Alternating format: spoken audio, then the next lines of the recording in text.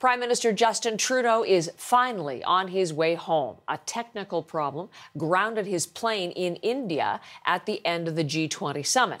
The Prime Minister left New Delhi this morning, nearly 2 days behind schedule. He's expected to go directly to the Liberal caucus retreat in London, Ontario. It gets underway today.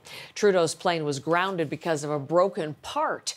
Evan Dyer has been covering the Prime Minister's Asian swing, and he explains what happened. This was a piece that could not be fixed.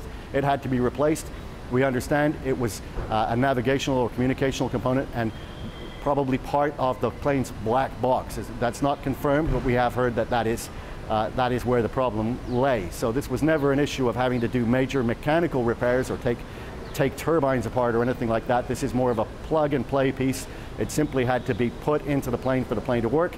That happened this morning. The technician arrived this morning, went to the plane, installed the new piece, and the plane is now good to go. So almost 48 hours after, about 40 hours at least, after his scheduled departure, the Prime Minister is finally leaving India and he will fly to Rome. There was also some other maneuvering made as a sort of a plan B in case that piece did not work, and that is the second Canadian government Airbus that is typically used to fly the Governor General also across the Atlantic.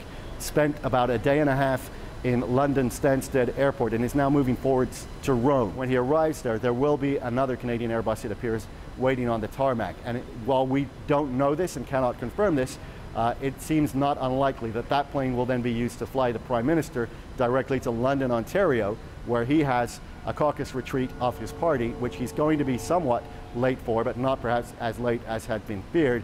The rest of the delegation might then presumably continue on the other plane back to Ottawa. So it does appear that finally this problem is solved, and from the point of view of Prime Minister Trudeau and the Canadian delegation, not a moment too soon. This has been a very uncomfortable extended stay in India with a great deal of hostility in Indian media, on Indian social media, from supporters of Prime Minister Narendra Modi, who has accused the Canadian government and Canada of being a safe haven for Sikh separatists. And it was made all the more uncomfortable because on the very day, the first day of that extended and unexpected extra stay, there was a referendum held in Surrey, BC, where thousands of Sikhs voted for an independent Khalistan, which is an issue which, of course, the Indian government gets very upset about. So it now appears that we are on the way out of India.